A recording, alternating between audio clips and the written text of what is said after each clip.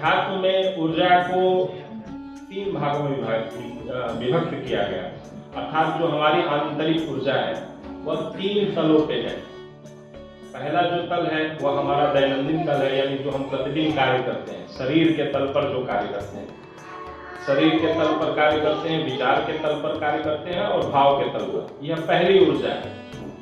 हम जब कोई विचार करते हैं तो विचार करते करते इतना ज़्यादा थक जाते हैं, फिर लगता है कि बहुत थक चुके हैं, अब छोड़ो ये सब, आराम कर लेते हैं, या उसके लिए कुछ और चीज़ों को अपना लेते हैं, अर्थात फिल्म देख लेते हैं, मित्र से बात कर लेते हैं, कहीं घूम आते हैं।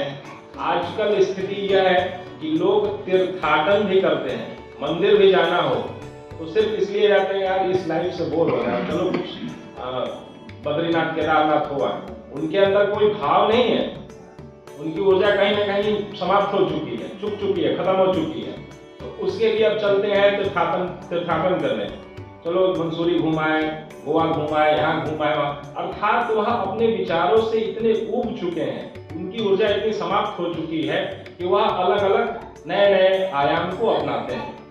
तो आपकी जो पहली ऊर्जा है शरीर के तल की, जो दैनंदिन ऊर्जा है, जिसमें हम सभी अपना सारा कार्य करते हैं, जितना भौतिक कार्य है उसमें आपके विचार भी हैं, आपके भाव। अभी किसी को क्रोध हो जाए, आधे घंटे में वो एकदम थक जाएगा, क्रोध इतना चिल्ला देगा कि सोचेगा कि या तो सो जाए या कहीं चले जाए, या कल भारत और इंग्लैंड का मैच हो रहा है वहाँ देखा है कुछ, कम से कम कुछ शांति मिले। अर्थात वह अपने आप को किसी दूसरे रूप में ढालना चाहता है, उसकी अवस्था यह हो गई है। तो पहली जो ऊर्जा है आंतरिक तल की, वह आपकी दैनंदिन ऊर्जा है, यानी जो प्रतिदिन प्रयोग करते हैं। अब वह ऊर्जा कैसी है, आप प्रयोग करते हैं, थक जाते हैं और फिर रात को सोते हैं, फिर सुबह आप ऊर्जावान हो जाते हैं, अपने कार्य में लग जाते हैं, प्रतिदिन वही कार्य होता है।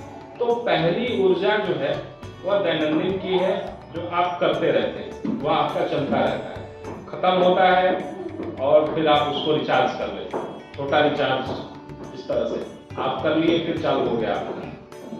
दूसरी ऊर्जा जो होती है आंतरिक तल की, वह होती है संकट की ऊर्जा, आपातकालीन ऊर्जा।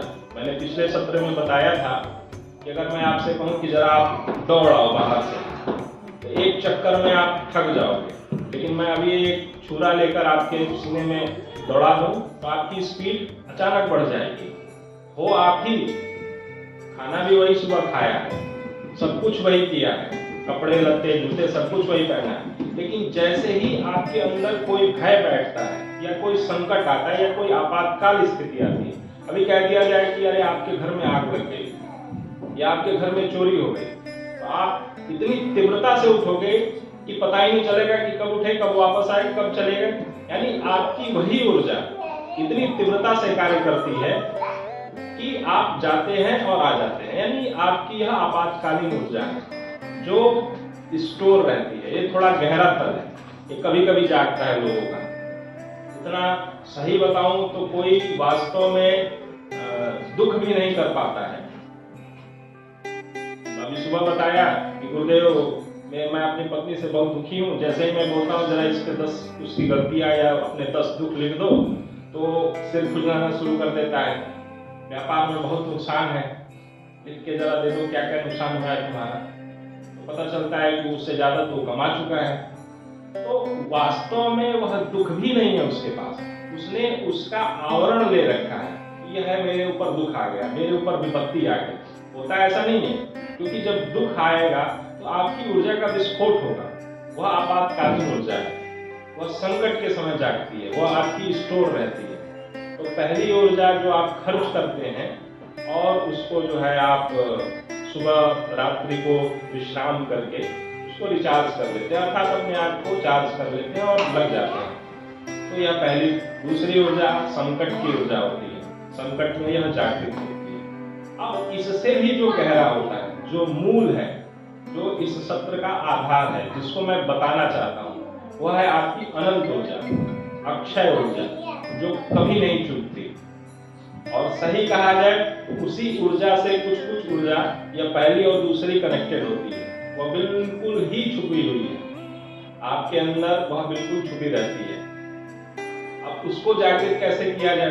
संकट तक तो ठीक था, तो उसको जागृत करने का उपाय सिर्फ और सिर्फ गुरु के माध्यम से होता है।